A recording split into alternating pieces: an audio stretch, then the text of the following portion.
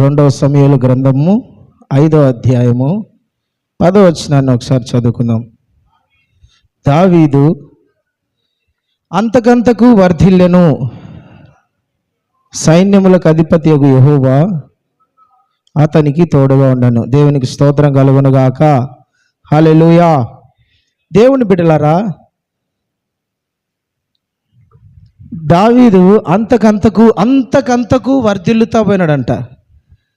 ఎంతకంతకంటే అతని వర్ధిల్లడం చూసి బైబిల్లో అతనిలాగా వర్ధిల్ల వాళ్ళు చాలా తక్కువ మంది కనపడతారు.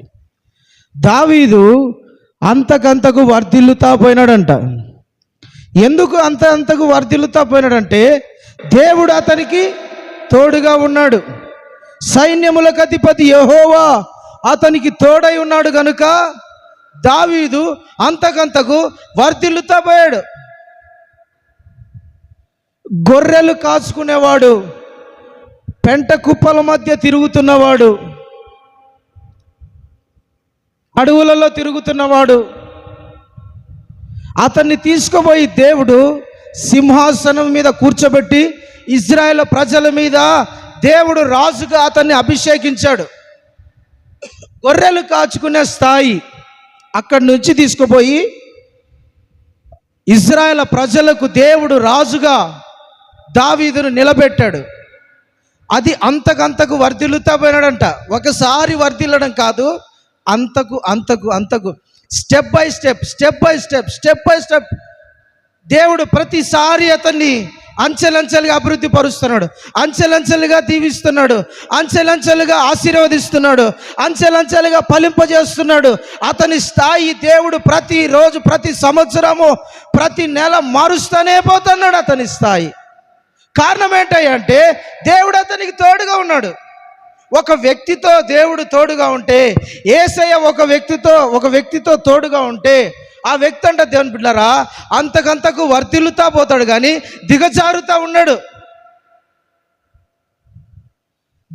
దేవుడితో ఏ వ్యక్తితో అయితే తోడుగా ఉంటాడో, ఏ వ్యక్తినైతే నడిపిస్తూ ఉంటాడో, ఏ వ్యక్తినైతే దేవుడు కాపాడుతూ ఉంటాడో, ఏ వ్యక్తి అయితే యేసయ్య మీద విశ్వాసం ఉంచుతాడో ఆ వ్యక్తి అంట అంతకంతకు వర్ధిల్లుతానే పోతాడు, కానీ అంతకంతకు తన జీవితము, తన వ్యాపారము, తన కుటుంబము, తన పరిస్థితి దిగజారదు. దేవుడు తోడుగా ఉన్న ఏ కుటుంబానికైతే, ఏ వ్యక్తితో అయితే దేవుడు తోడుగా ఉంటాడో ఆ వ్యక్తి అంతకంతకు వర్ధిల్లుతాడంట. దేవునికి స్తోత్రం కలుగును గాక. ఆమేన్. దావీదు వర్ధిల్లడానికి కారణాలు ఏంటి? దావీదును దేవుడు ఎందుకంతగా ఆశీర్వదించాడు? ఎందుకంతగా వర్ధిల్లింపజేశాడు? ఎందుకంతగా ఆ స్థాయిలోకి దేవుడు తీసుకొచ్చాడు? దావీదులో ఉన్న గొప్పతనం ఏంటి? దావీదు దేవుడి మీద ఏ రకంగా ఆధారపడ్డాడు? అతన్ని దేవుడు ఎంతగా ఆశీర్వదించాడో, ఎంతగా అభివృద్ధి పరిచాడో మనం పరిశుద్ధ గ్రంథంలో నుంచి కొన్ని మాటలు చూస్తే అర్థమవుతాయి. దావీదు బాల్యం వయసు గురించి పరిశుద్ధ గ్రంథంలో ఎక్కువగా దేవుడు రాపించలేదు దావీదు గురించి. అయితే దావీదు దేవుని బిడ్డలారా యెషయి కుమారుడైన దావీదు తండ్రి పేరు యెషయి. ఈ యెషయికి ఇజ్రాయేలులో ఆ వంశములో, లేదంటే ఆ గోత్రములో, లేదంటే ఆ జాతిలో ఉన్న భార్య కాకుండా మోయాబు దేశపు సంబంధి అయిన ఇంకొక భార్య కూడా ఉంది యెషయికి. ఈ యెషయికి మోయాబురాలు భార్య ఉన్నది. వాస్తవానికి ఇజ్రాయేల్ ప్రజలు వేరే జాతి ప్రజల్ని వివాహం చేసుకోరు. ఇజ్రాయేల్ 12 గోత్రములు ఉన్న వారినే వివాహం చేసుకుంటారు, బయటి వాళ్ళని చేసుకోరు.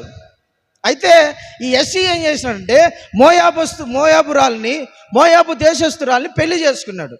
పెళ్లి చేసుకున్న తర్వాత ఈ యెషయికి మోయాబు దేశస్తురాలికి కలిపి 7 మంది కుమారులు పుట్టారు.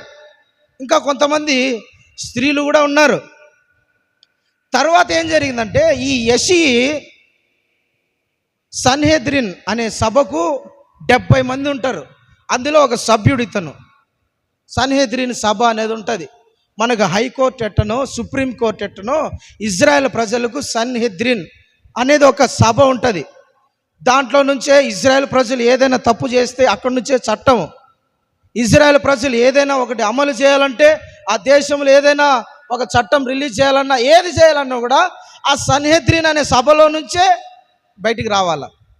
ఆ 70 మంది వాళ్ళు ఎట్టుంటారంటే చంద్రాకారంలో సి యాంగిల్లో కూర్చొని ఉంటారు.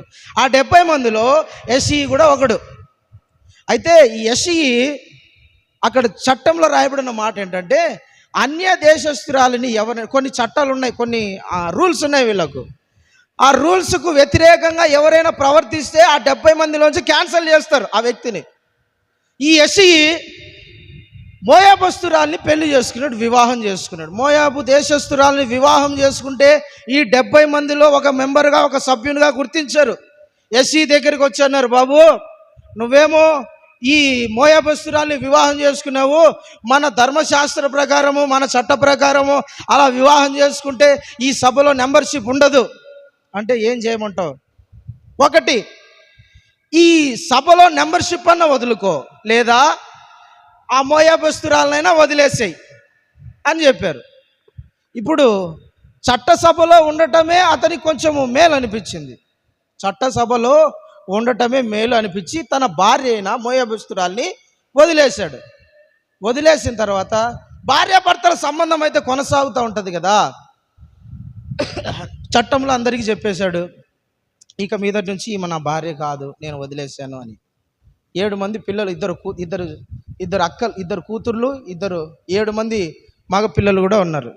అయితే దేవుని బిడ్డలారా, వదిలేసినా కూడా భార్యాభర్తల సంబంధం అనేది దూరం అయిపోదు కదా, కలిసే ఉన్నాడు. ఆ టైంలో ఆమె గర్భం ధరించింది ఆమె. వదిలేశాడు అన్న ముద్ర పడిపోయింది ఆల్రెడీ. మరలా పైగా ఈమె గర్భం ధరించింది. ఈ మగ పిల్లలు ఏమో డౌట్ పడుతున్నారు. ఊర్లో వాళ్ళంతా ఈమె పాప పని చేసిందేమో, దరిద్ర పని చేసిందేమో, వ్యభిచార పని చేసిందేమో, అందుకని మళ్ళా గర్భం ధరించింది, అందుకని ఈ చెడు పనులు చేసిందేమో, ఈ అతిక్రమం పని చేసిందేమో, కాబట్టి ఈమెను దూరంగా ఉంచండి అని ఆమె మీద సనగడము, కొనగడము, నిందలేయడము, అవమానపరచడము జరుగుతూ ఉంది. ఎందుకని? ఎస్ఈ అప్పటిగా వదిలేశాడు అన్న ఒక రుజువు, ఏమంటారు దాన్ని, వదిలేసినాడన్న మాట లోకంలో వచ్చేసింది కదా. అయినా ఈమె గర్భం ధరించింది, నిందలు వచ్చేసింది. దావీదు దానికే ఒక కీర్తన రాస్తాడు, 50 కీర్తనలో 51వ కీర్తనలో 5వ చరణంలో అనుకుంటా, నా తల్లి నన్ను పాపములోనే కనినది అనే మాట ఉంది కదా. 51వ కీర్తన 5వ చరణం ఒకసారి చూడండి దేవుని బిడ్డలారా. 51వ కీర్తన 5వ చరణం. నేను పాపములోనే పుట్టినవాడను, పాపములోనే నా తల్లి నన్ను గర్భము ధరించినది. హల్లెలూయా. దావీదు తన గురించి కీర్తన రాసుకుంటా దావీదు చెప్తున్న మాట, పాపములోనే నా తల్లి నన్ను కనింది, పాపములోనే పుట్టినవాడను, నా తల్లి పాపముతో కనింది అంటే ఏంటి? అతిక్రమంగా నన్ను కనింది అన్న బాధ ఇతనిలో, వేదన.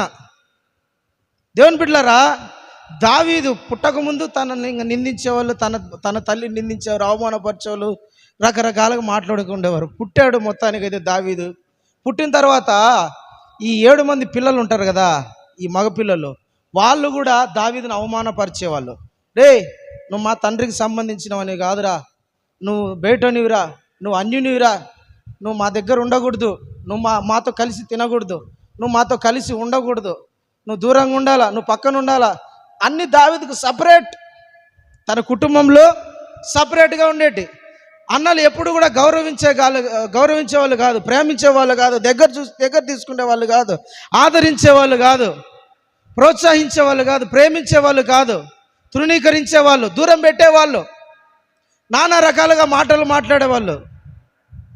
కీర్తన 69వ కీర్తన 88వ చరణం ఒకసారి చదవండి దేవుని బిడ్డలారా.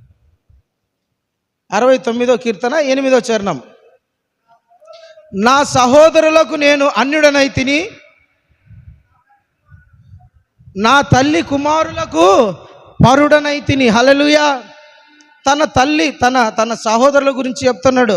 నా అన్నలకు నేను అన్యుడనైనా, నా తల్లి సహోదరులకు నేను ఎలాగైనానంట, దేవుని బిడ్డలారా, ఎలాగైనానంట పరుడనైనా, పరాయి వానిగా నన్ను చూస్తున్నారు, అన్యునిగా చూస్తున్నారు, బయటనిగా చూస్తున్నారు, నన్ను అన్ని దూరం పెడతాను, సపరేట్గా చూసుకుంటున్నారు.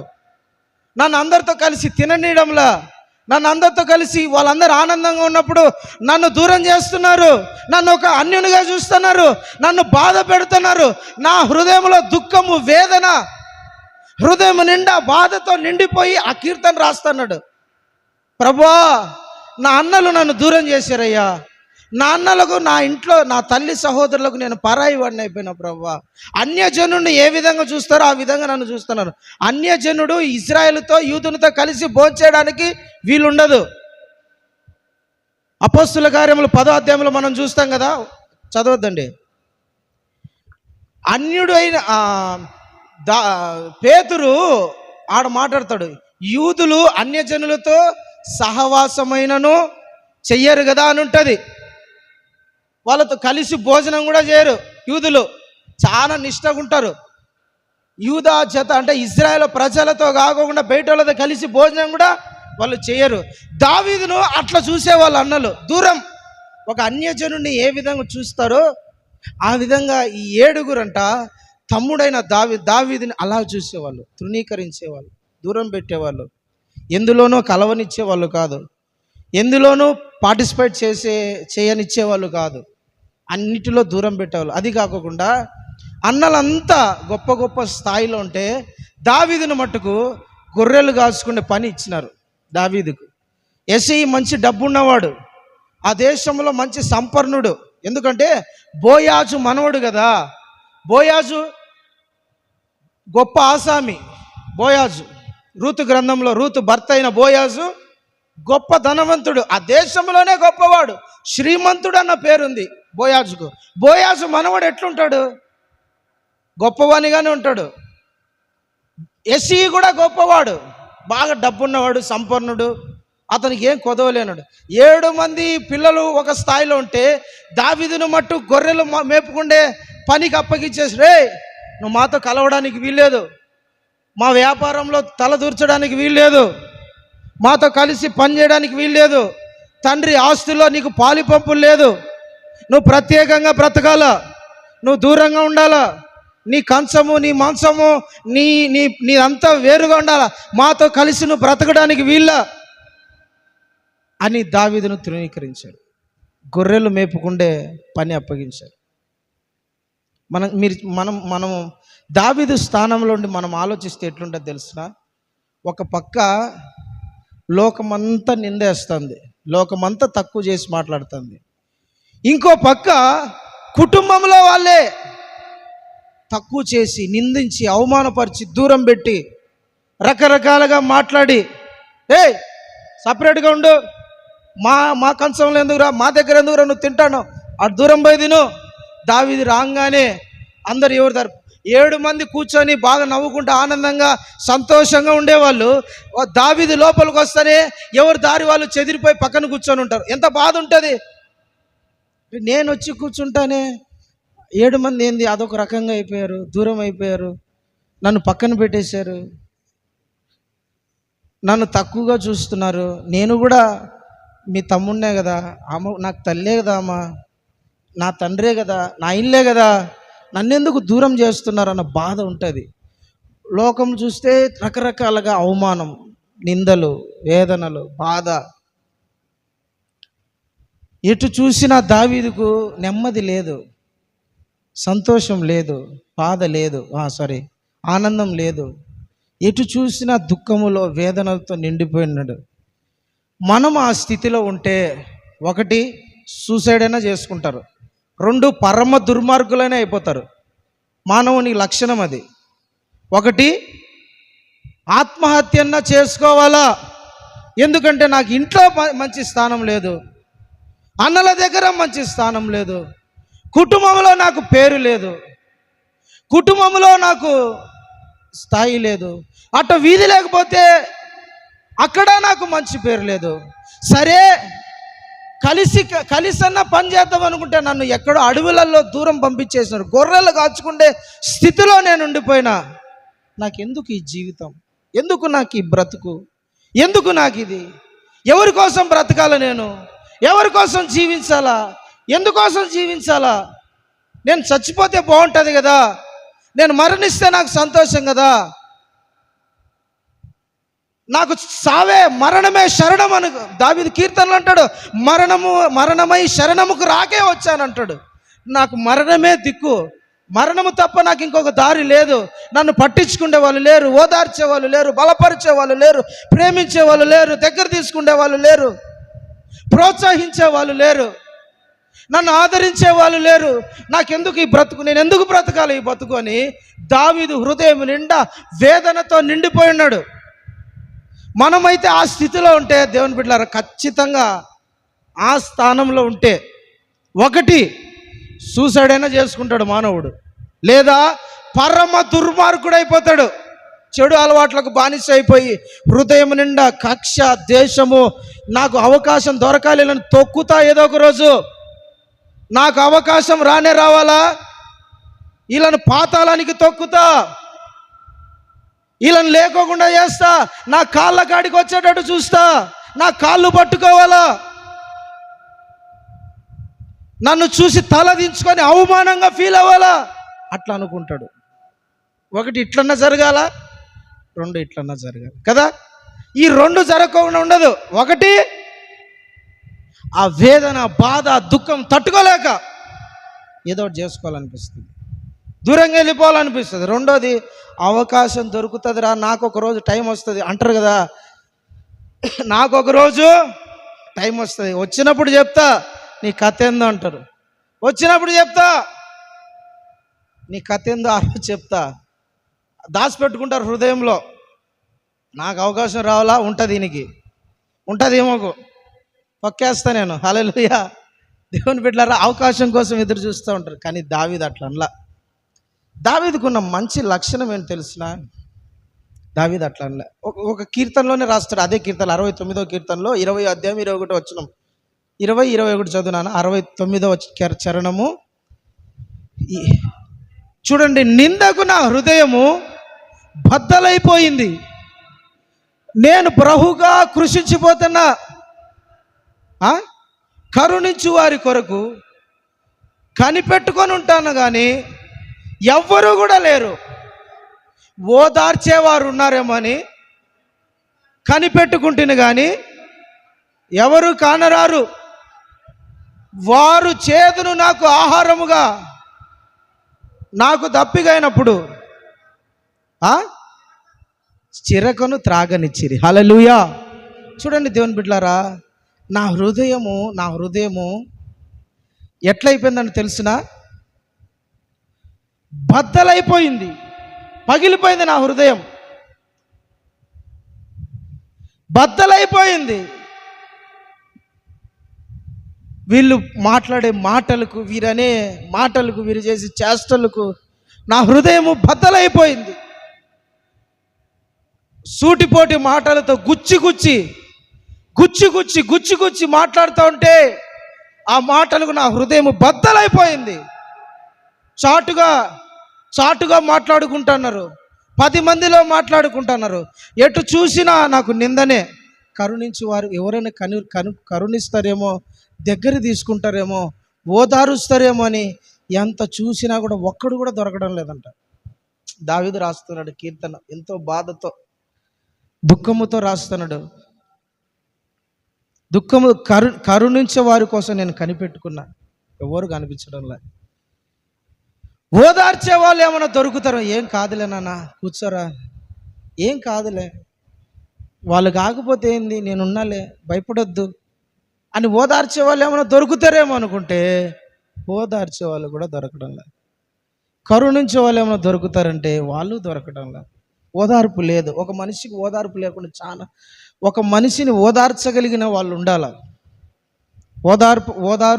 ఓదార్చగలిగిన వాళ్ళు, దగ్గర తీసుకోగలిగిన వాళ్ళు, కరుణించగలిగిన వాళ్ళు, ప్రేమించగలిగిన వాళ్ళు, బాధలలో ఉంటే, సమస్యలలో ఉంటే దగ్గర తీసుకొనగలిగిన వాళ్ళు ఉంటే చాలా ఆనందంగా ఉంటుంది. ఓదార్చడం ఎట్టయినా కానీ గుచ్చడం ఎక్కువ. ఇంకా బాధలలో ఉన్న వారిని ఓదార్చాలి. ఏం కాదు, భయపడద్దు, ధైర్యంగా ఉండు, ఏం కాదు, నువ్వు ఇంకా ఆశీర్వదించబడతావు. ఇవన్నీ ఈ నిందలన్నీ ఒక క్షణం ఉంటాయి, పోతాయి. దానికోసమే నువ్వు ఎక్కువగా ఆలోచించాల్సిన అవసరం. నేనున్నా కదా, నేను చూసుకుంటా కదా, నేను ఉంటా కదా నీకు తోడుగా అన్న ఎవరన్నా ఒకరు తోడుగా ఉంటే బాగుంటుంది అనిపిస్తుంది. అలాంటి వాళ్ళు దావీదుకి లేరంట. ఇవన్నీ తలుచుకొని దావీదు బద్దలైపోయింది హృదయం బద్దలైతే చేసే కార్యక్రమాలు ఇంతకుముందు చెప్పినా కదా. ఒకటి, మరణాన్ని ఎత్తుకుంటారు. దావీదే అంటాడు 16వ కీర్తనలో, ఒకసారి చదవన్నాను. 16వ కీర్తన 16వ కీర్తన 1వ వచనం. దేవా, నీ శరణ చొచ్చి ఉన్నాను, నన్ను కాపాడుము.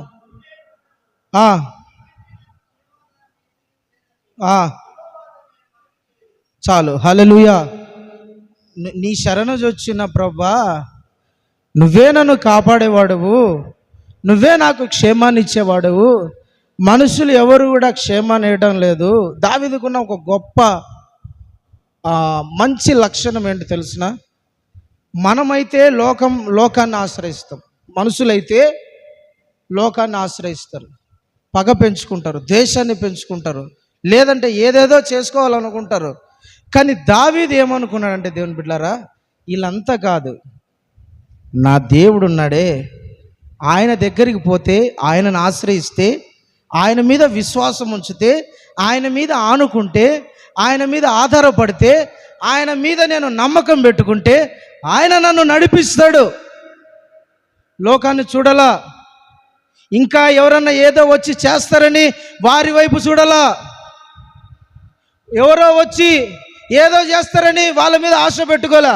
దేవా, నేను నీ దగ్గర శరణాన్ని కోరుతున్నా, నువ్వే నాకు క్షేమాధారము, నువ్వే నాకు రక్షణ, నువ్వే నన్ను కాపాడేవాడు.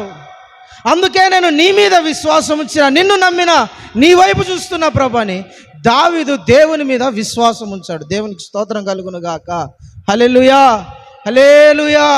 మనమైతే ఏదైనా బాధ వచ్చినా, దుఃఖం వచ్చినా, అవమానాలు వచ్చినా, నిందలు వచ్చినా, లేదా ఇంకా ఏమైనా వచ్చినా కూడా లోకాన్ని అన్న చూస్తాము, లేదంటే ఇట మరణాన్ని అన్న చూస్తాము, పరిస్థితులకు లొంగిపోతాం. కానీ దావీదు పరిస్థితులకు లొంగిపోలా. దావీదు వేరే దారి ఎత్తుకోలా, దావీదు వేరే దారిని చూసుకోలా. నా దేవుని వైపు చూస్తా, ఎందుకంటే ఆయన నా దేవుడు. ఇజ్రాయేల్ నా ప్రజలను ఐగుప్తులో నుంచి, బానిసత్వంలో నుంచి బయటికి తీసుకొచ్చిన వాడు, ఎర్ర సముద్రమును దాటించిన వాడు, అరణ్యములో ఆహారాన్ని ఇచ్చిన వాడు. ఆయన ఏమైనా చేయగలడు, ఆయన మీద విశ్వాసం ఉంచితే ఏమైనా చేయగలడు. అప్పుడే 23వ కీర్తన రాసినాడు, యెహోవా నా కాపరి, నా దేవుడు నా కాపరి. నన్ను అందరూ దూరం చేసేశారు, వదిలేశారు, తోసేశారు, ఇంట్లో కూడా నాకు స్థానం లేదు, ఎవరు నన్ను పట్టించుకోవడంలా. అయినా నేను భయపడను. ఎందుకు? నా దేవుడు నాకు కాపరిగా ఉన్నాడు. సైన్యములకు అధిపతియగు యెహోవా అని ఆయనకు పేరు. ఆయన నాకు తోడుగా ఉన్నాడు, ఆయన నన్ను నడిపిస్తాడు. నా కాపరి నాకు తోడుగా ఉన్నాడు కాబట్టి గాఢాంధకారపు లోయల్లో నేను సంచరించిన ఆ అనుభవాలలో ఉన్నా, దిగజారిపోయిన స్థితిలో ఉన్నా, పడిపోయిన స్థితిలో ఉన్నా, నన్ను కాపాడుతూనే ఉంటాడు. ఆయన నాకు తోడుగా ఉన్నాడు అంటాడు. హల్లెలూయా. దేవుని బిడ్డలారా, దేవుని మీద ఆశ పెట్టుకొని, మన యేసయ్య మీద విశ్వాసం ఉంచి, మన యేసయ్య మీద ఆనుకుంటే, మన యేసయ్య మీద విశ్వాసం ఉంచితే ఆయన నడిపించగలిగిన సమర్థుడు, ఆయన కాపాడగలిగిన వాడు, నిందకు ప్రతిగా పూదండలను ఇచ్చేవాడు, అవమానానికి ప్రతిగా ఘనతనిచ్చేవాడు, దుఃఖములకు ప్రతిగా ఆనందాన్ని ఇచ్చేవాడు. ఆయన మీద నీ విశ్వాసం ఉంచాలా, నువ్వు ప్రభువుని నమ్మాలా, ప్రభు మీద ఆనుకోవాలి. బాధలో ఉన్నప్పుడు మనకు దేవుడు గుర్తురాడు, నిజమే. బాధల్లో ఉన్నప్పుడు అందరూ అంటారు బాధల్లో దేవుడు గుర్తొస్తాడు, బాధల్లో దేవుడు గుర్తు రాడు. విశ్వాసం ఉంచాలన్నా ఉండదా? నేను ఇంకా నమ్మకంగా ఉండాలి, ఇంకా స్థిరంగా ఉండాలి, ఇంకా నిలకడగా ఉండాలా, ఇంకా పవిత్రతను కాపాడుకోవాలా, ఇంకా నేను దేవుని మీద ఆధారపడాలా, ఆయన మీద ఆశ పెట్టుకోవాలా అన్న మనసు రాదు. వస్తుందా? వస్తుందంటారా? కష్టాలలో ఉన్నప్పుడు, బాధలలో ఉన్నప్పుడు, ఇబ్బందులు ఉన్నప్పుడు దేవుడు గుర్తుకు వస్తాడు, కానీ ఆనుకోవాలన్న విశ్వాసం సరిపోదు. గుర్తుకు వస్తాడు దేవుడు. ఏంది ప్రభువా ఈ కష్టాల్లో ఉంటే నన్ను చూసుకోవేంది, పట్టించుకోవేంది, కాపాడవేంది అన్నట్టు ఉంటారు, కానీ విశ్వాసంలో నిలబడరు. నా దేవుడు దీని నుంచి విడిపించగలడు, కాపాడగలడు, రక్షించగలడు, ఈ నింద నుంచి నన్ను తీసేయగలడు. విశ్వాసం సరిపోదు. హల్లెలూయా, హల్లెలూయా. 12 మంది శిష్యులకు పడవలో ఉన్నప్పుడు, పడవలో సముద్రంలో ప్రయాణమై పోతా ఉన్నప్పుడు గొప్ప తుఫాను, గాలి, అలలు లేచినాయి. గొప్ప తుఫాను వచ్చింది, అలలు వచ్చినాయి, అలలు రేకెత్తుతున్నాయి. ఒక పక్క వర్షము, గాలి బీభత్సం చేస్తున్నాయి. యేసయ్య ఆడున్నాడు, పడవలోనే ఉన్నాడు, బయట ఆడలేడు, పడవలోనే ఉన్నాడు. 12 మంది పడవలోనే ఉన్నారు. వామ్మో ప్రభువా నశించిపోతున్నామయ్యా, నీకు చింత లేదా అంటే వీళ్ళు ప్రభు వాళ్ళ పడవలో ఉన్నారన్న గుర్తుంది, ఈయన నాతోనే ఉన్నాడు అన్న గుర్తుంది. మెలకుందా లేదా వీళ్ళకు? యేసయ్య నాతో ఉన్నాడు అన్నట్టు ఉన్నారు. వీళ్ళు కష్టంలో ఉన్నారు. ఒక పక్క తుఫాన్, చచ్చిపోతామన్న బాధ ఉంది వీళ్ళకు, బాధ ఉంది, మరణిస్తామేమో, చనిపోతామేమో అన్న భయం ఉంది. యేసయ్య మాతో ఉన్నాడు అని కూడా విచక్షణ ఉంది వీళ్ళకు, ఉన్నాడని. కానీ వీళ్ళకి లేనిది ఏంది చెప్పండి? ఏం లేదు, విశ్వాసం లేదు. ప్రభు ఉంటే సరిపోద్దా? ప్రభు ఉంటే సరిపోతుందా? అర్థమవుతుందా? ప్రభు వీళ్ళతోనే పడవలోనే ఉన్నాడు. 12 మంది పడవలోనే ఉన్నారు. గాలి వస్తుంది, తుఫాన్ వస్తుంది, అలలు ఓ అని ఆ సౌండ్కే కొంతమంది చచ్చిపోతారు. అలాంటి భయంకరమైన అలలు. యేసయ్య పడవలోనే ఉన్నాడు, కానీ యేసయ్యను అడుగుతాను, ప్రభువా రక్షించు, కాపాడు, మేము మరణిస్తాను, నీకు చింత లేదా, నీకు బాధ లేదా అన్నట్టుగా ఉన్నారు. కానీ వీళ్ళకి లేనిది యేసయ్య వాళ్ళని లేచి ఫస్ట్ గాలిని, తుఫాన్ని ఏయ్ ఆగిపో, ఆగిపోయినాయి. అప్పుడు వీళ్ళ 12 మంది తిక్కు చూసి విశ్వాసము లేని మూర్ఖతరమా, ఏమన్నారు? అల్ప విశ్వాసులారా అన్నాడు. అదేంది ప్రభు అంత మాట అనేసావు? అంతే, నాతో ఇన్ని సంవత్సరాలు, ఇన్ని రోజుల నుంచి తిరుగుతున్నారు, నేను చనిపోయిన వారు లేపడం చూస్తున్నారు, కుష్ఠరోగి బాగా అవ్వడం చూశారు, దయ్యం పట్టిన వాళ్ళు విడుదల అవ్వడం చూశారు, ఎక్కడో ఉంటే ఈ నుంచి మాట చెప్తే అక్కడ ఉండేవాడు బాగా అయిపోవడం విన్నారు. ఇన్ని చేసినా కూడా మీరు నా మీద విశ్వాసం ఉంచడంలా. అంటే కష్టం వచ్చినప్పుడు దేవుడు జ్ఞాపకం ఉంటాడు, కానీ విశ్వాసం ఉంచరు. కష్టం వచ్చినప్పుడు దేవుడు నా ప్రభు ప్రార్థన చెయ్యాలన్న విచక్షణ ఉంటుంది, కానీ విశ్వాసం ఉండదు, ఆధారపడడం ఉండదు, ఆనుకోవడం ఉండదు, ఆయన మీద భారము వేయడం ఉండదు, ఆయనను నమ్మటం ఉండదు. గుర్తయితే ఉంటుంది చాలా మందికి, నా ప్రభు ఉన్నాడన్న గుర్తుంటుంది, కానీ తీసేయగలడు, రక్షించగలడు, కాపాడగలడు, నడిపించగలడు అన్న విశ్వాసం ఉండదు. దావీదు ఇట్లా దేవుడు ఉన్నాడన్న విచక్షణ ఉంది. యెహోవా నా కాపరి, నాతో ఉంటే నాకు ఏమీ కలుగదు.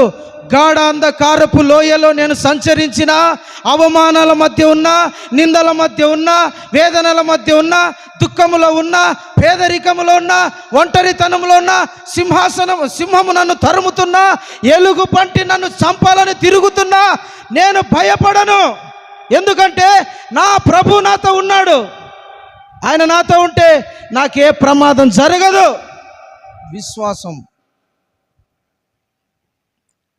నమ్మకం పెట్టుకున్నాడు. హల్లెలూయా. ఆయన మీద నమ్మితే, ఆయన మీద విశ్వాసం ఉంచితే కాపాడగలడు. దావీదు అంతకంతకు వర్ధిల్లడానికి కారణం ఏంటో తెలిసిన, దావీదు దేవుణ్ణి పూర్ణంగా నమ్మాడు. పరిపూర్ణమైన విశ్వాసంతో దావీదు దేవుణ్ణి వెంబడిస్తూ ఉన్నాడు. ఒకసారి 16వ కీర్తన 8వ చరణం చదువునానా. సదాకాలము యెహోవా యందు నా గురి నిలుపుచున్నాను, ఆయన నా కుడి పార్శ్వమునందు ఉన్నాడు గనుక నేను కదల్చబడను. హల్లెలూయా, హల్లెలూయా.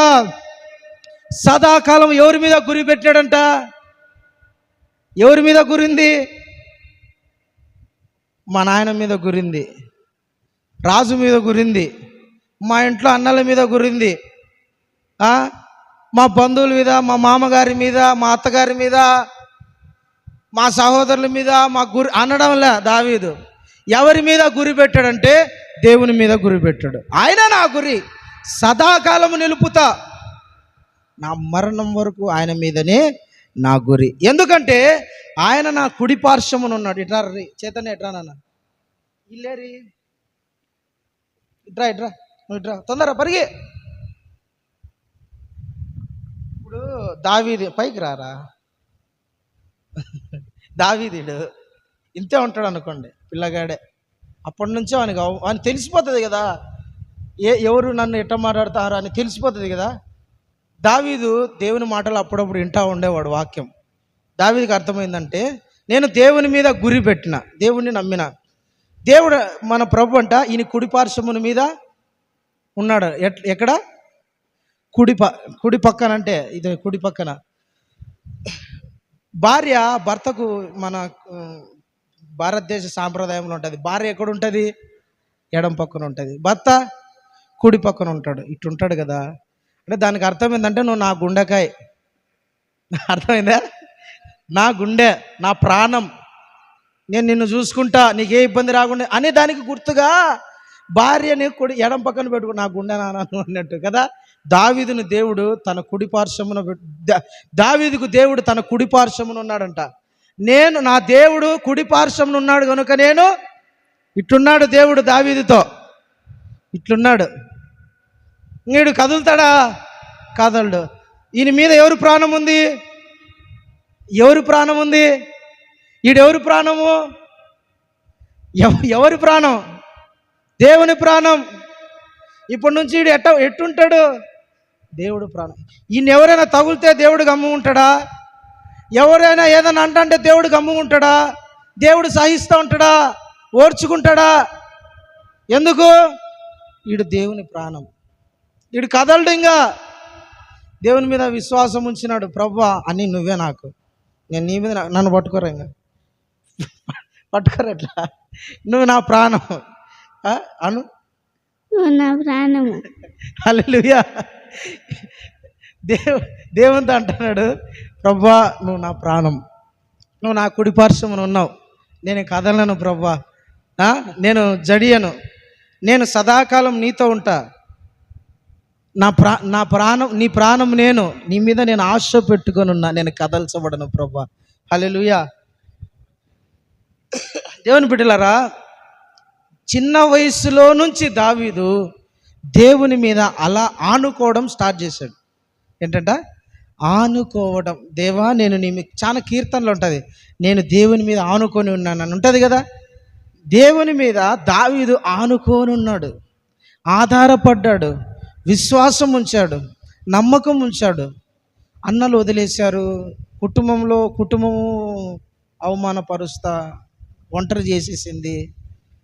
ఇట లోకము కనికరం లేక, ఓదార్పు లేక, ప్రేమ లేక ఒంటరిగా ఉండిపోయినాడు. కానీ దేవుని బిడ్డలారా, దావీదుకున్న లక్షణం ఏంటంటే, దావీదు దేవుని మీద ఆధారపడ్డాడు, దేవునిని ఆనుకున్నాడు, యేసయ్య మీద విశ్వాసం ఉంచాడు. కాబట్టి అతను కదల్చబడ్డంలా స్థిరంగా ఉన్నాడు. హల్లెలూయా. స్థిరంగా ఉన్నాడు. ఇంకో మాట ఉంటుంది, 119వ కీర్తన ఒకసారి చదువునాను. 119:50. ఫాస్ట్, కొంచెం వేగంగా ఉండాలి మీరు ఈరోజు. 119:50 చదవాలా? నీ వాక్యమే నన్ను బ్రతికించెను, నా బాధలలో నాకు నెమ్మది కలిగించుచున్నది. దేవునికి స్తోత్రం. దావీదు రాస్తున్న మాట, నీ వాక్యమే నన్ను బ్రతికిస్తానది ప్రభువా. నీ ధర్మశాస్త్రము నేను చదివినప్పుడు, నీ ధర్మశాస్త్రమును నేను విప్పి చదివినప్పుడు నీ వాక్యము నన్ను బ్రతికిస్తూ ఉన్నది. నా బాధలో నన్ను బ్రతికించేది ఏంటో తెలిసిన వాక్యమే.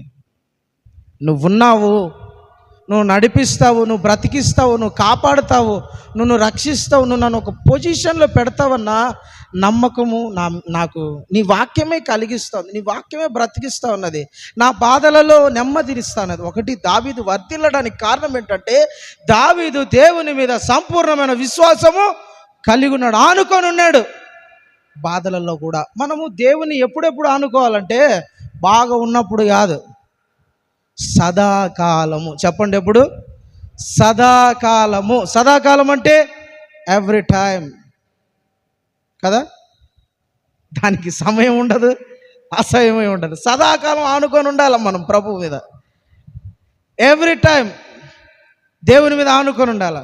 బాధ ఉందా, హృదయం నిండా వేదన, నన్ను అందరూ తక్కువ చేసి మాట్లాడుతున్నారు, అవమానంగా మాట్లాడుతున్నారు, నిందిస్తున్నారు, దూరం అయిపోయినారు, ఒంటరి అయిపోయినా, అప్పుడు కూడా నువ్వు నాకున్నావు ప్రభువా, నీ మీదనే నా ఆశ పెట్టుకొని ఉన్నా, నీవే నా సంతోషం, నువ్వు నన్ను నడిపించగలిగిన సమర్థుడు, నీ మీద నేను ఆనుకొని ఉన్నా ప్రభువా. దేవుని మీద ఆశ పెట్టుకుంటే మన యేసయ్య ఏం చేస్తారంటే నడిపించగలడు. హల్లెలూయా, హల్లెలూయా. ఇట్లా అవమానాలు జరుగుతున్నాయి, దుఃఖము, నింద, వీటి మధ్య మళ్ళా ఈ అవమానాలు గాక, ఈ నిందలు గాక, ఈ తృణీకరణ గాక, ఇవన్నీ గాక, ఒకరోజు సింహము దావీదు గొర్రెలు కాసుకుంటా ఉంటే ఒకరోజు సింహం వచ్చింది. దావీదు గొర్రెలు కాసుకున్నప్పుడు దావీదు గొర్రెల మీద పడాలనుకునింది.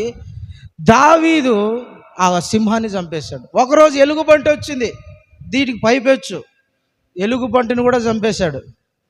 ఇవన్నీ ఒకటైతే మళ్ళీ ఏదో రకరకాలుగా దేవుని బిడ్డలారా, ఏదో ఒక రకంగా దావీదు ఎప్పుడు బాధలు పడతానే ఉన్నాడు. చిన్నప్పటి నుంచి, పుట్టినప్పటి నుంచి అవమానాలు, నిందలు, దుఃఖము. కానీ మనం గుర్తుపెట్టుకోవాల్సి ఏంటంటే ఈ బాధల మధ్య, ఈ నిందల మధ్య, ఇలాంటి వేదనకరమైన పరిస్థితుల మధ్య దేవుడు నన్ను మర్చిపోయాడేమో, దేవుడు లేడేమో, దేవుడు నన్ను వదిలిపెట్టేశాడేమో అనుకోవడంలా దావీదు అనుకోవడంలా. దావీదు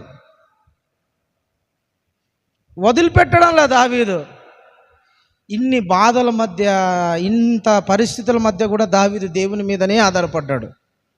ఒకానొక రోజు వచ్చింది, దేవుడు తనను వర్ధిల్లింప చేయబోయే రోజు, హెచ్చించబోయే రోజు, పై స్థాయికి తీసుకుపోయే రోజు ఒక రోజు రానే వచ్చింది. దావీదు దేవుని మీద ఆధారపడుతూనే ఉన్నాడు. ఎవరిని కూడా తక్కువ చేసి మాట్లాడలే, అవమానపరచలా, నిందించలా, ఒకరి మీద ఆధారపడలా, ఒకరిని చూస్తా పెరగల. దావీదు దేవుణ్ణి చూస్తా పెరిగాడు, దేవుని వాక్యంను ధ్యానిస్తా పెరిగాడు. దావీదు దేవుని మీద ఆధారపడతా పెరిగాడు. ఒకరోజు రానే వచ్చింది, ఒక దైవజనుడు షిలోహు అనే ప్రాంతం నుంచి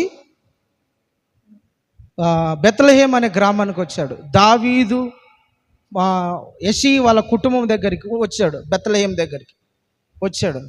దైవజనుడు వస్తానంటేనే, వామ్మో పాస్టర్ గారు వస్తున్నారు నాయన, ప్రవక్త వస్తున్నారు నాయన, దైవజనుడు వస్తున్నారు నాయన, భయపడిపోయే వాళ్ళు ఆ దినాలలో. ఈ దినాలలో దైవజనుడు అంటే మర్యాద లేదు, విలువ లేదు. ఆ దినాలలో దైవజనుడు అంటే వణికిపోయేవాళ్ళు. సమూయేలు వస్తానడన్న సమాచారము వినపడింది అంతే వాళ్ళకు.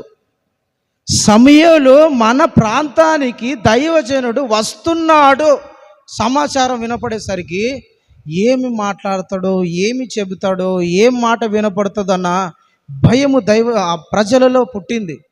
దైవజనుడికి భయపడితే ఆశీర్వాదం. అర్థమవుతుందా? చాలామంది దైవజనుడు లెక్కలేని తనం కొందరికి, అసలు లెక్కలేని తనం చాలా మందికి. పాస్టర్ గారు అంటే, దైవజనుడు అంటే ఏదో సామాన్యమైన వ్యక్తులు అనుకునే వాళ్ళు ఉంటారు. మాలంటోడేలే, అతనికి ఏమైనా పెద్ద 2 కొమ్ములు ఎక్కువ వచ్చాయా, అన్నట్టుగా కొంతమంది ఉంటారు. అట్టుంటే ఏం కలగదు. దేవుని బిడ్డలారా, దైవజనుడైన సమూయేలు వీళ్ళ ఇంటికి వచ్చాడు. వచ్చేసరికి యెష్షయి ఉన్నాడు. అయ్యా దైవజనుడా, ఏంటి మా ఇంటికి వచ్చారు? ఏంటైనా సమాచారం విశేషమా? దేవుని మాట అయినా చెప్పాలనా? ఏంటి అయ్య గారు, ఎందుకు వచ్చారు గారు? దైవజనుడితో మాట్లాడుతూ ఉన్నాడు. అప్పుడు దైవజనుడైన సమూయేలు అంటాడు, దేవుడు నన్ను పంపించాడు, నీ కుమారులలో ఒకడిని నేను అభిషేకించాలని నా దేవుడు నాతో మాట్లాడి పంపించాడు, కాబట్టి నీ కుమారులను పిలిపించన్నాడు. ఒకటో వాడు వచ్చినాడు, నిలబడ్డాడు. వాడు బాగా కండలు తిరిగిన వాడు, హైటు, వాని వెయిట్, వాని కళ్ళు, వాని రంగు, వాని కథ అంతా వేరు. వాడిని చూస్తేనే దేశానికి వీడు రాజు అన్నట్టుగా ఉంటాడు. ఆడొచ్చి పాస్టర్ గారి ముందు నిలబడినాడు. ఈయన చూశాడు, పక్కపొర అన్నాడు. షాక్ అయిపోయారు అంతా. మనం అనుకుంటాము నాకు బాగా పాట పాడనొచ్చు, వాయిద్యాలు వాయించనొచ్చు, వాక్యం చెప్పనొచ్చు, బాగా పరిచయం చేస్తా, అన్నీ చేయనొచ్చు అని అనుకుంటాం. అనుకొని దేవుని ఎదురు నాకు అన్నీ వస్తాయి ప్రభా, నువ్వు వాడుకో అంటే వాడుకోడు. అట్ట ఈడు కూడా దావీదు పెద్దన్న మొదటివాడు వచ్చి నిలబడ్డాడు. పక్కకు రా నాన్న అన్నాడు. అట్ట 7 మందిని పిలుచుకొని వచ్చినారు. 7 మందిని దేవుడు ఎన్నుకోలే. యెష్షయి, వీళ్ళు కాక ఇంకెవరైనా ఉన్నారా? ఉన్నాడయ్య ఒకడు. ఎక్కడున్నాడు? 7వ వాడు కదా, 8వ వాడు దావీదు, ఆఖరి వాడు.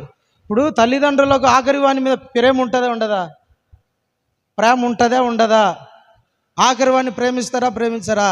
వీళ్ళందరినీ పని చేసి, వాడు నిన్న కాక మొన్న పుట్టినవాడు చిన్నోడు రా, వానికేంద్ర మీరు పని చెప్పేది? నువ్వు పోయి లోపల ఆడుకోపో, లోపల ఉండిపో, లేకుంటే ఈయనకి అంతా పని చెప్పకండి రా, మీరు పెద్దోళ్ళు దున్నపోతులు పెరిగినట్టు మీరు చేసుకోకుండా వానికేంద్ర చిన్నోనికి చెప్పేది అని తండ్రి అంటాడు. తండ్రితో యెష్షయితో సమూయేలు అంటాడు, నీకు చిన్న కుమారుడు ఏడి, ఆఖరివాడు ఏడే? గొర్రెలు కాసుకుంటున్నాడు. ఏడున్నాడు? గొర్రెలు కాచుకుంటున్నాడు. మళ్ళీ వీళ్ళు దున్నపోతులు తిని ఎట్టున్నారు? అనకూడదు ఆ మాటలు, కానీ అనాల్సి వస్తుంది. ఎట్లున్నారు వీళ్ళు? ఎక్కడున్నారు? చిన్నోడు కదా రావుడు, ఏంది గొర్రెలు కాచుకోవడం ఏంది? ఎక్కడెక్కడో తిరగటం ఏంటి? వీధి కొండల మధ్య తిరగటం ఏంది? వాడిని రమ్మని చెప్పు. దావీదు రానే వచ్చాడు, నిలబడ్డాడు. ఈ 7 మంది ఒక రకం. దావీదు చూసిన వెంటనే దేవుని ఆత్మ, ఇతడే నేను సెలెక్ట్ చేసుకున్నవాడు. హల్లెలూయా! ఇజ్రాయేలులకు కాబోయే రాజు, ఇజ్రాయేలును ఏలబోయే రాజు ఇతడే, ఇతన్ని అభిషేకించు అన్నాడు సమూయేలుతో. సమూయేలును దావీదును పక్కన నిలబెట్టుకొని కొమ్ముతో తైలము నింపి దావీదు మీద పోస్తా ఉంటే అన్నలంతా చూసి సిగ్గుగా ఫీల్ అయిపోయినారు, అవమానంగా ఫీల్ అయిపోయినారు. ఈడు నిన్నగాక మొన్న పుట్టి ఈడు ఈయన వేరుపరిచినాము, దూరం చేసినాము, తక్కువ చేసి మాట్లాడము, అవమానపరిచాము. మమ్మల్ని దేవుడు ఎన్నుకుంటాడంటే తృణీకరించబడిన వాణ్ణి సింహాసనం ఎక్కించబోతున్నాడు దేవుడు. హల్లెలూయా! తృణీకరించబడిన వాణ్ణి, తోసేసిన వాణ్ణి, పక్కన పెట్టిన వాణ్ణి, అవమానపరిచిన వాణ్ణి దేవుడు ఎన్నుకుంటున్నాడు. ఎందుకు? దేశం మీద రాజుగా. దేవుని ప్రణాళిక, దేవుని ఆశ్చర్య కార్యాలు అట్టుంటాయి. నేను పనికిరానోని ప్రభా, నన్నెందుకు ప్రభా అంటే, నువ్వే కావాలి నాయన, రా అంటాడు దేవుడు. నాకేమొస్తుందయ్యా? నాకు పాట పాడడం రాదు, ఆరాధన చేయడం రాదు, వాక్యం చెప్పడం రాదు, పరిచర్య చేయడం రాదు, చర్చిలో కసువు తోయడం కూడా రాదు. నేను కసువు తోసుకునే స్థాయి ప్రభా, నాకేమొస్తుంది ప్రభా అంటే, నువ్వే కావాలి దేవునికి, నువ్వే అవసరం దేవునికి. నిన్నే కోరుకుంటాడు దేవుడు, నిన్నే ఎన్నుకుంటాడు. తక్కువని నువ్వు ఫీల్ అవుతాను, దేవుడు నిన్ను ఘనపరిచే రోజు ఒకటి వస్తుంది. హల్లెలూయా! హల్లెలూయా! మనం అనుకుంటాము తక్కువ, నాకు దేవుని స్థానం, దేవుని సన్నిధిలో అసలు స్థానమే లేదు, పరిచర్య చేయడానికి యోగ్యత లేదని మనం అనుకుంటాం. కానీ దేవుడు అంటాడు, రా, నువ్వే కావాలి నాకు. హెచ్చించుకునే వాడిని దేవుడు పక్కకు తోసేస్తాడు. హన్న అదే ప్రార్థన చేస్తుంది. తృణీకరించబడిన గొర్రె ఏమంటారు, పెంట కుప్పలలో ఉన్న వారిని తీసుకొని దేవుడు సింహాసనం ఎక్కిస్తాడు. బలాఢ్యులను పలగొట్టి బలహీనులకు దేవుడు అధికారం ఇస్తాడని ఉంటుంది. నాకు అన్నీ తెలుసు అనేవాడిని పడగొట్టేస్తాడు దేవుడు, దూరం చేస్తాడు, పట్టించుకోడు, పక్కన పెడతాడు దేవుడు. నాకేం తెలియదయ్యా, నాకేం చేత కాదు, నేను సామాన్యుని ప్రభువా, నాకు ఏ అధికారం లేదు, నేను అసలు యోగ్యునే కాదయ్యా, అర్హునే కాదు ప్రభువా, నాకు ఏం లేదు ప్రభువా, చాలా చిన్నవానే ప్రభువా, నాకు అసలు ఏం తెలియదు ప్రభువా. దీన మనస్సు ఉంటుంది చూసినారా, నాకు ఏం రాదు ప్రభువా, నేనేం చేయగలను ప్రభువా, నాకు ఏం తెలియదు ప్రభా, జ్ఞానం లేదు ప్రభా, చదువు లేదు ప్రభా, ఏం లేదు ప్రభా, నేను ఏం వాడబడతానయ్యా అన్న వాళ్ళని దేవుడు తీసుకుంటాడు, ఎన్నుకుంటాడు. హల్లెలూయా. దావీదును దేవుడు అంతకంతకు వర్ధిల్లడానికి కారణము తాను తగ్గింపు జీవితం, లోబడే తత్వం. ఒకటి, దేవుని మీద ఆధారపడతాడు, విశ్వాసం ఉంచుతాడు. 2, దేవుని వాక్యమును ధ్యానించేవాడు. 3, తనను తాను తగ్గించుకునేవాడు, హెచ్చించుకోడు. 7 మంది ఇంటి దగ్గర ఉంటే వీడు గొర్రెలు కాసుకుంటా ఉన్నాడు, పరిచర్య చేసుకుంటా ఉన్నాడు. గొర్రెలు కాసుకోవడం అంటే మన భాషలో అర్థం ఏం తెలిసిన, సంఘమును కాచుకొని ఉండటం అనే అర్థం. గొర్రెలు కాయడం అంటే, మేపడం అంటే, పోషించడం అంటే, గొర్రెలతో తిరగడం అంటే సంఘము మీద మనసు పెట్టి ఉండడం, సంఘమును కాసుకొని ఉండడం, సంఘము మీద గురి పెట్టి ఉండడం, సంఘము చుట్టూ తిరుగుతూ ఉండడం అని అర్థం. వీధులలో తిరిగేవానికి ప్రయారిటీ ఇయ్యడు దేవుడు. పని లేకోకుండా, మందిరాన్ని పట్టించుకోకుండా, విశ్వాసులకు దూరం వాళ్ళని పట్టించుకోడు. సంఘము మీద మనసు పెట్టి. గొర్రెలు అంటే ఏంటి? మన దృష్టిలో మనమే కదా, విశ్వాసులమే కదా. నూతన నిబంధన ప్రకారము గొర్రెలను కాచుకుంటా ఉండేవాడు, మేపుతూ ఉండేవాడు, వాటిని చూస్తూ ఉండేవాడు. వాని మీద దేవుని గురి ఉంటుంది, అందరికీ ఉండదు. ఎప్పుడో ప్రార్థన అంటే ఎప్పుడో వచ్చే వాళ్ళకు, అసలు ప్రార్థన అంటే లెక్కలేని వాళ్ళకు, మందిరం అంటే లెక్కలేని వాళ్ళకు, అట్లాంటి వాళ్ళని ఎందుకు ఎన్నుకుంటాడు? కాసుకుంటా ఉంటారు. మా మందిరం పరిగెత్తాలా, టైం అయిపోయింది, ఏదో పరిచయం చేయాలా, ఏదో ఒకటి చేయాలా అన్న వాళ్ళ మీద దేవుని మనసు ఉంటుంది. హల్లెలూయా. దేవుని బిడ్డలారా, దావీదు అంతకు వర్ధిల్లడానికి కారణం దేవుని మీద ఆధారపడతాడు, వాక్యం మీద నమ్మకము, తనను తాను తగ్గించుకునేవాడు. దేవునికి స్తోత్రం కలుగును గాక. హల్లెలూయా. అందరి మధ్య తన అన్నలు 7 మంది, తన తండ్రి, వీళ్ళకి ఎవ్వరికి రాని ఘనత అండి, ఎవ్వరికి రాని పేరు, ఎవరికి రాని స్థానము, ఎవనికి లేని అర్హత, ఎవనికి లేని గొప్ప భాగ్యము దావీదుకు దేవుడిచ్చాడు. తన అన్నల మధ్య నిలబెట్టి తన మాట చదవండి ఒకసారి.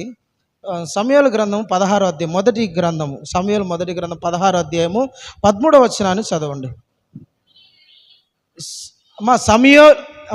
అది కాదమ్మా, 16, 13 చదువమ్మా. సమూయేలు తైలపు కొమ్మును తీసి ఎవరి ఎదుట, ఇది మీరు బాగా గుర్తుపెట్టుకోవాలా. నేను ధ్యానం చేసేటప్పుడు దేవుడు నాకు ఈ మాట చదివేటానికి టక్ అని, అబ్బా ఏంది ప్రభా, అన్నలు ఇతని అన్యజనులుగా పరాయి వాడిగా ఎంచినారు. అతని అన్నల ఎదుటే ఏ వ్యక్తులైతే తృణీకరించారు, ఏ వ్యక్తులైతే అవమానపరిచారు, ఏ వ్యక్తులైతే తక్కువ చేసి మాట్లాడారు, ఏ వ్యక్తుల ఫు అన్నారు, ఏ వ్యక్తులైతే దూరం పోరా అన్నారు, వాళ్ళ మధ్య, ఎవరి మధ్య? తన సహోదరుల ఎదుట వానిని అభిషేకించను. హల్లెలూయా. దేవుడు ఎక్కడ అభిషేకించాడు? రహస్యంగా అభిషేకించాడు, రహస్యంగా గొప్ప చేయడు, రహస్యంగా వృద్ధి చేయడు, రహస్యంగా ఫలింప చేయడు. ఎక్కడ?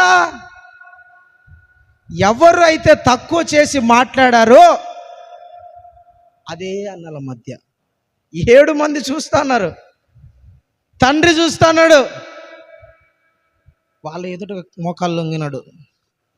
సమూయేలు తైలపు కొమ్ము తీసుకొచ్చి దావీదు మీద పోసాడు.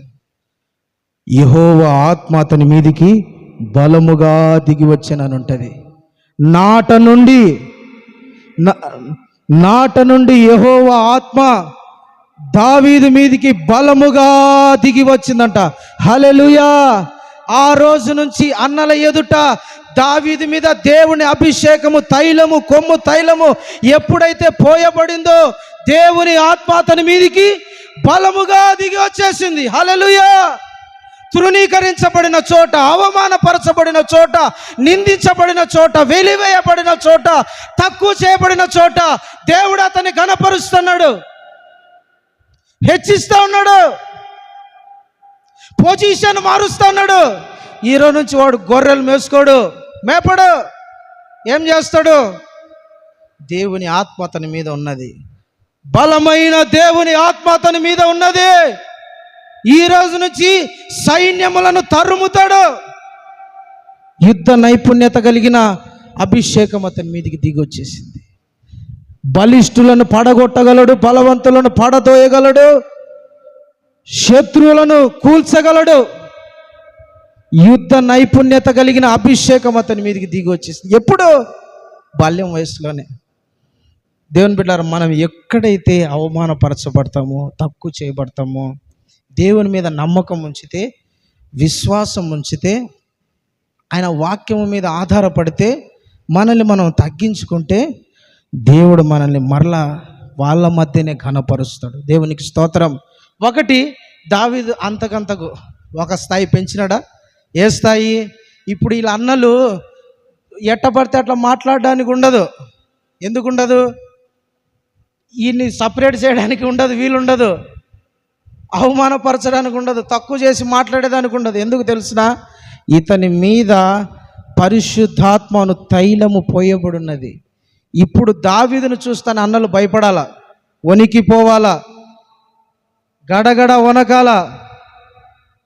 అవమానపరిచిన దావీదు అన్నారు అన్న వాళ్ళే ఈరోజు వచ్చి అయ్యా దావీదా అనాల. ఎందుకు?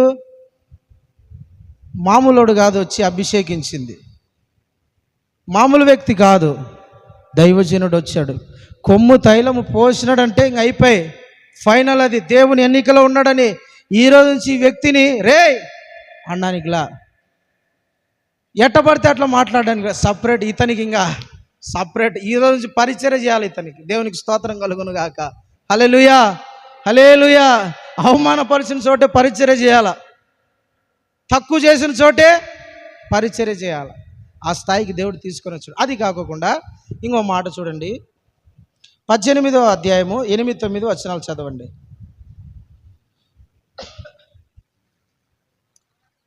18వ అధ్యాయము 8-9 వచనాలు.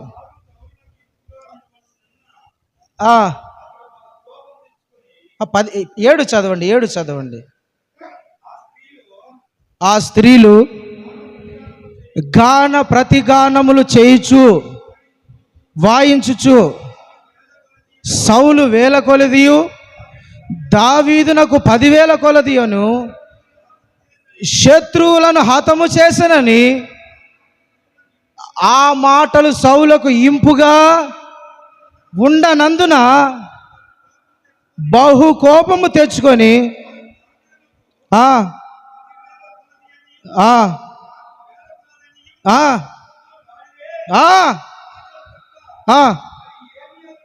ఏది నాకు రాజ్యం తప్ప ఏదుంది?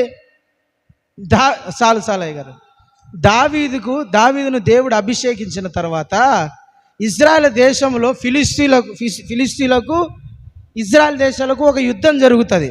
యుద్ధం జరిగినప్పుడు ఫిలిస్తీన్ల దేశం నుంచి ఒక శూరుడు వస్తాడు. ఒక శూరుడు, వాని పేరు గొల్యాతు. వాడు చూడ్డానికి 9 అడుగుల హైట్, వాడు బలిష్ఠుడు. వాని బల్లెం మోయడానికి, అంటే వాని చేతిలో ఉన్న ఈట ఉంటారు చూసినారా, ఆ ఈట మోయడానికి 3 మనుషులు కావాలా. అంటే చూడండి ఎంత బరువు ఉంటుందో. 2 మనుషులు ఎంతమంది? 6 మనుషులు. ఆ బరువు అంత ఎంతమంది మోయాలా? 2-3 మనుషులు మోయాలా. చూడండి, ఒక ఈటని 2-3 మనిషి మోయగలిగిన వాళ్ళంటే కనీసం ఒక్కొక్క మనిషి ఒక 50 కేజీలు మోయగలిగిన 100 కేజీలు. అంత బలాఢ్యుడు, బలిష్ఠుడు, అంత ఆజానుభావుడు ఇజ్రాయెల్తో ఛాలెంజ్ చేస్తున్నారు. ఇజ్రాయెల్లో మొగోడు ఉంటే, పుట్టింటే మీ సైన్యంలో ఎవడైనా నాతో యుద్ధం చేయండి, నన్ను గెలవండి. తొడలు కొడతాడు, మీసాలు తిప్పుతాడు, కాళ్ళ మీద కాలు వేసుకుంటాడు. రాండ్రా, నన్ను గెలవండ్రా చూద్దాం, నన్ను గెలిస్తే ఫిలిస్తీ దేశం అంతా మీకు అప్పగిచ్చేస్తా అని బీభత్సమైన శబదాలు చేస్తున్నాడు. ఒక్కడు కూడా లేరారా మీలో, మీ సైన్యంలో, ఏందిరా అసలు అని మాట్లాడుతా, మీ దేవుడు ఏం దేవుడురా,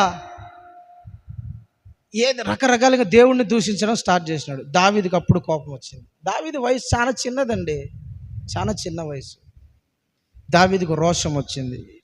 ఎవర్రా వాడు, సున్నతి లేని ఫిలిష్తుడు ఏ పాటివాడు, జీవము కలిగిన నా దేవుణ్ణి దూషించడానికి ఏ పాటివాడు వాడు, నేను వస్తా అని చెప్పు అని మీదికి.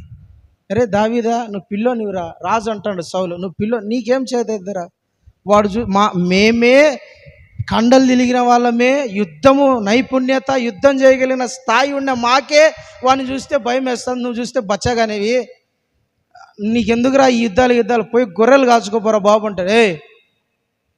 ఆల్రెడీ నా దేవుడు నాతో ఒకసారి సింహాన్ని చంపించాడు, ఎలుగు బంటిని చంపించాడు. ఈ గొల్యాతు ఏ పాటివాడు, సున్నతి లేని ఫిలిష్తుడు ఏ పాటివాడు, ఎవడు వాడు, ఎంత స్థాయి వాంది, ఇంతకు ముందే నా దేవుడు నా చేత సింహమును చంపించాడు, గొర్రెను ఎలుగు పంటిని చీల్చిపడేసిన, ఎంతటి వాడు ఇంపార్టెంట్ని.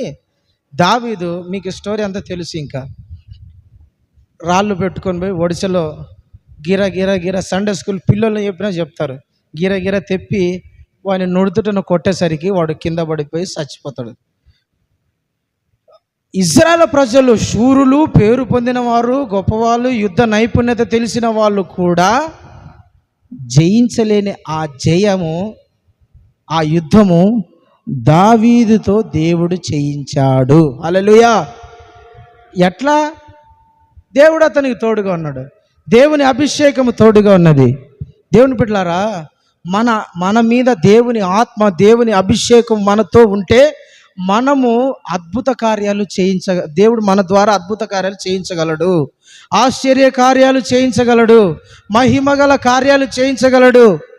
దేవుని ఆత్మ మన మీద ఉంటే, దావీదుని దేవుడు ఒకటి, అన్నల మధ్య దేవుడు దావీదుని అభిషేకించడం, తరువాత రాజు ఎదుటనే, రాజే భయపడిపోయాడు, వీడు సామాన్యమైన వాడు కాదురా, యుద్ధము తెలియదు, యుద్ధ నైపుణ్యత తెలియదు, యుద్ధ నీతి కూడా తెలియని వాడు పిల్లోడు పోయి బలిష్ఠుడైన గొల్యాతును జయించి వచ్చాడు, మామూలుడు కాడని సౌలు ఒక తీర్మానం చేసినాడు, నాకు అల్లుడైపోరా నాయనా అని. హల్లెలూయా. దావీదు ఏ స్థాయికి వచ్చేసినాడు, గొర్రెలు కాసుకునేవాడిని దేవుడు తీసుకొచ్చి అవమానాలు, నిందలు, దుఃఖము, వేదన, కుటుంబంలో స్థానమే లేని వాళ్ళ దగ్గర దావీదును దేవుడు తీసుకొచ్చి అదే తన అన్నల ఎదుట గొప్ప చేసినాడు. రెండోది, దావీదును దేవుడు రాజుకు అల్లుడుగా చేశాడు. అది మాత్రమే కాకోకుండా స్త్రీలందరూ వీణలు పట్టుకొని, వాయిద్యాలు పట్టుకొని, సౌలు 1000 కొలదియు, దావీదు 10,000 కొలదియు మనుషులను శత్రువులను చంపారు, హతమార్చారని స్తుతించడం స్టార్ట్ చేశారు. దేవునికి స్తోత్రం కలుగును గాక. హల్లెలూయా. దేవుని బిడ్డలారా, దావీదు అంతకు వర్ధిల్లడానికి కారణం ఒకటి,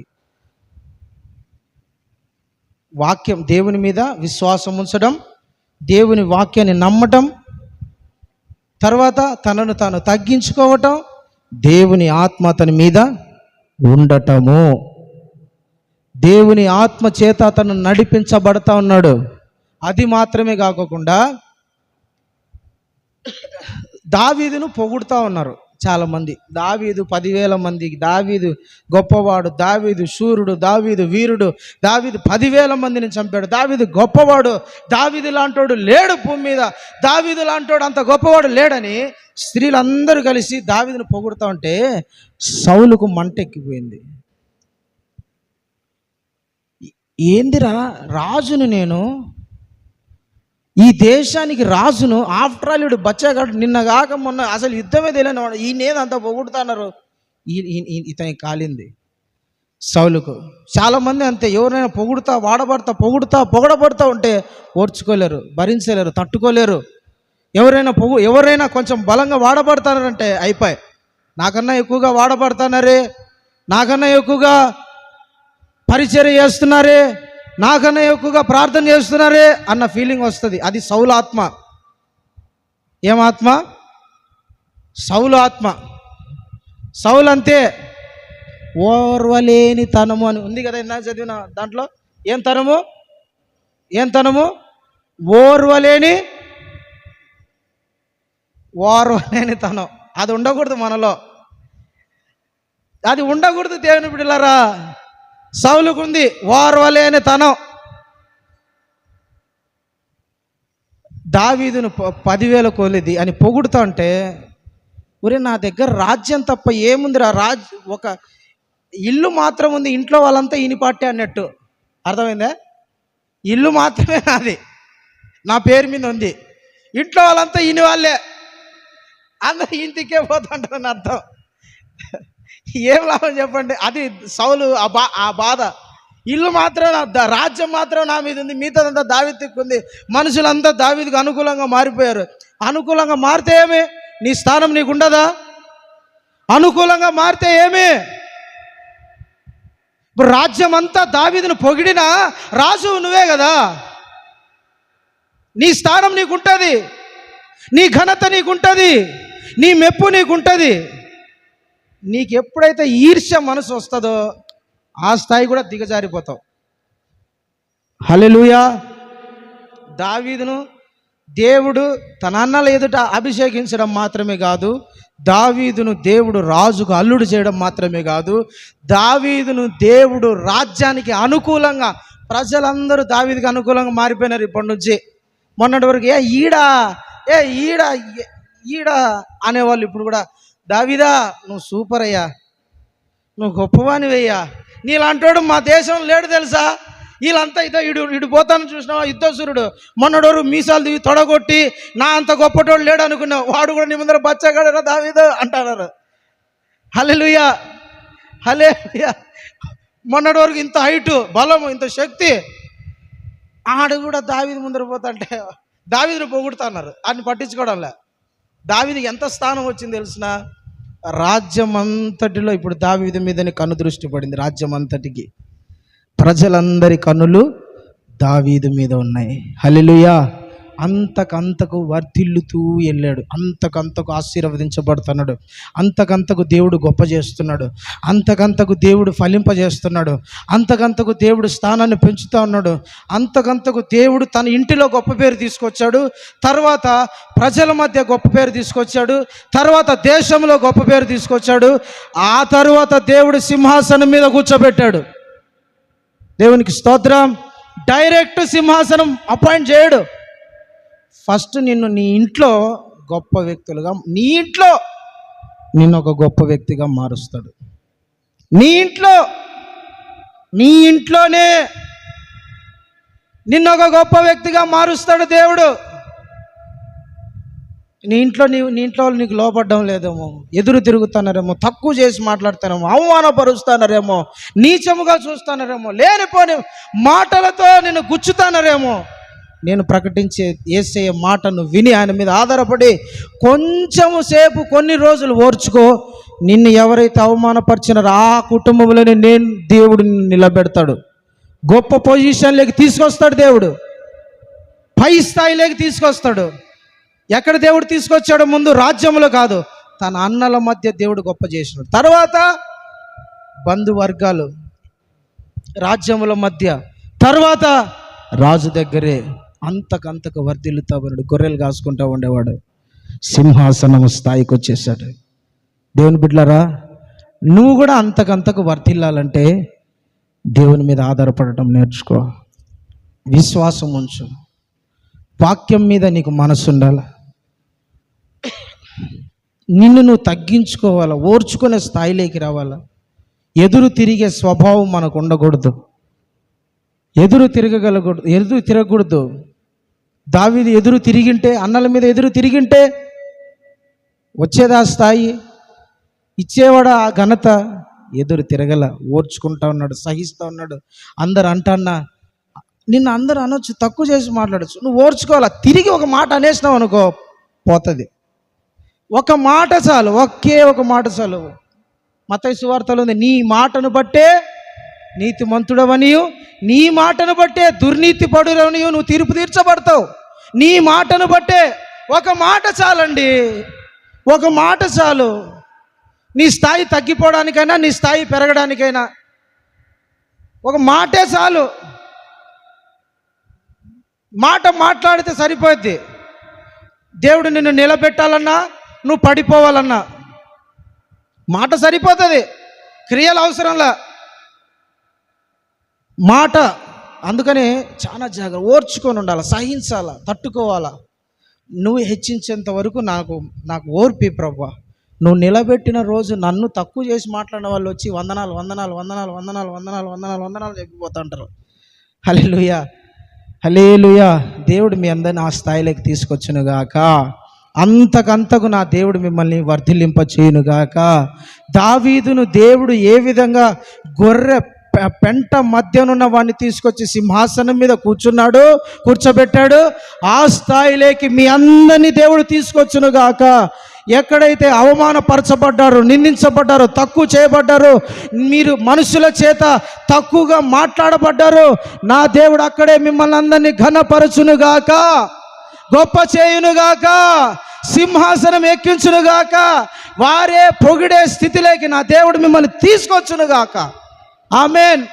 దేవుడి వాక్యము మనందరి వినికిడిలో దీవించునుగాక. ప్రార్థన చేసుకుందాం.